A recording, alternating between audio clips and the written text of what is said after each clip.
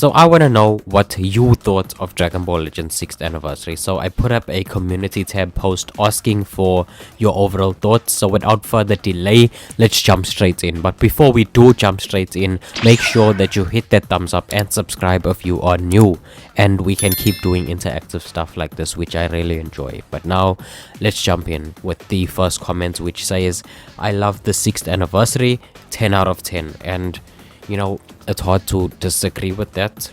I thought that this was a very good anniversary. I'm probably gonna do a video or stream talking about my thoughts about it. But overall, yeah, I think it was a really strong anniversary. So no arguments there, honestly. Next comment says, honestly, I enjoyed it. And for the after party, I want a lot of LFZ power so I can get LF half corrupted Zamasu 7 stars and Zenkai. Zamasu's a really good Zenkai, so I definitely recommend investing as much as you can into him. And Zenkai, because from what I've seen, he's so fun to use. He's definitely very fun to use, and even better for me since I am a powerful opponent user. Yay! Yeah, like Zamasu is probably one of the best units in the game right now. And then if you want to use like powerful opponent characters, I suggest that you also summon for the LF Super Baby 2, Baby Returned. And you know, he's on his own pickup banner, so if you want to get him, if you use powerful opponents, definitely try and get him because he's definitely worth it. And you know, you can pair him with Zamasu and they'll do quite well together. You know, you pair them with maybe like LF Broly or something, and you got a good powerful opponent team there. So yeah, I'm glad you enjoyed the anniversary, and hope you enjoy the after party as well. Next one says, amazing start, maintenance and rubbish part 2, phenomenal finish, 8.5 out of 10. Yeah, there's a lot to pack there, and I think this is probably the most accurate rating that I've seen so far. The start was incredible. Like, you got LF Gogeta Blue, LF fusing Gogeta Blue, and LF fusing Super Vegito. You couldn't ask for a better and more hype start. And you know, the sparking characters as well, Supreme Kai and Broly, I thought they were very good as well. Broly might have fallen off the face of the earth right now, but Supreme Kai is still seen in like almost every match. Broly will probably come back sooner rather than later, but you know, that was a really good part 1. As for then maintenance and rubbish part 2, yeah, I think once part 1 started, you know, the luster of part 1 started to wear off, and I think people started to get like slowly bored, and they were just like twiddling their thumbs and, you know, waiting for part 2 to start. And then part 2 ended up being really underwhelming and, you know, unexciting, not exciting at all. And then couple that with like all the technical issues, the maintenance, the forced app closures and stuff like that. You know, people were saying that they were theorizing that the fusing characters are the reason, because now you have to render in so many different character models just for one unit, because it's Goku, Vegeta and Gogeta. Then, you know, for Vegito, you have to render in Super Vegito and Base Vegito for a few seconds, and then, you know, it's Goku and Vegeta. So like that's like 4 models just for like 2 characters each.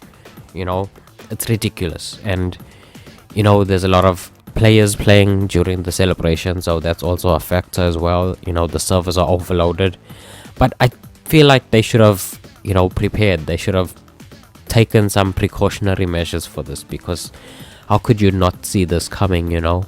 Especially when you release such hype characters like that in part 1. And then, you know, part 2, Ultimate Gohan, I couldn't be asked about. I don't like Gohan, especially in Legends. Evil Boo was very exciting. I think he's a really good unit, but I'm not gonna summon on a Gohan banner just to get that guy, you know?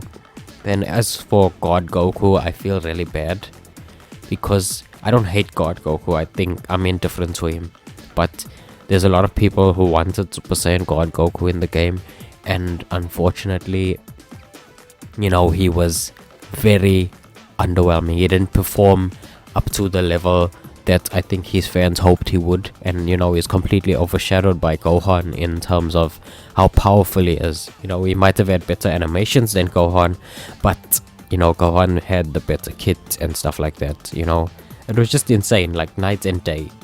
And then Blue Beerus's whatever, I barely even acknowledge his existence. I don't really see him that much. He's meh. He's just okay. He's not a good unit. He's not a bad unit. Then phenomenal finish, yeah. Ultra Super Saiyan 4 Gogeta. What a way to cap things off. The ultimate fusion, I would say, in terms of Dragon Ball games. The face of Dragon Ball games. He got us top grossing. He was a very hype release, a much anticipated release, and a lot of Fusion Warrior and GT fans were really excited to see him and play as him. So I'm really happy, because for me personally, like, playing the game right now is fun just because they finally released this guy. And then 8.5 out of 10, yeah, I would say that's a fair rating. I don't know what I would rate it, but maybe I would rate it somewhere close there. Next one says, my thoughts: I can't win a PvP match when my opponent has Ultra Super Saiyan 4 Gogeta with the special ability. I mean, I don't know, what would you count as his special ability? Would you count his unique gauge? Because I don't think his unique gauge is that all oppressive. I mean, Gohan and UI's unique gauges are probably still worse. But this guy's ultimate attack though, as for that, that's like a one shot for anyone. Especially like even some of the most tanky units, no one's safe from that. So I feel your pain, because even my strongest defense types can't even stand up to that. Next one simply says 8 out of 10. Can't argue with that. Solid rating, fair rating, and I think it's an accurate rating. Okay, this next one says, I'll say this anniversary was pretty good. Started off with a bang by giving us a feature that we wanted for a long time, and then the part 2 was kind of lackluster, which I agree with for a lot of people. Don't know why we finally got an LF that most of us have been asking for. So I don't know why people were just ungrateful but hate me. But I give it a 9 out of 10 because this anniversary a little too short in my opinion. Just a little bit too short, and went by so fast.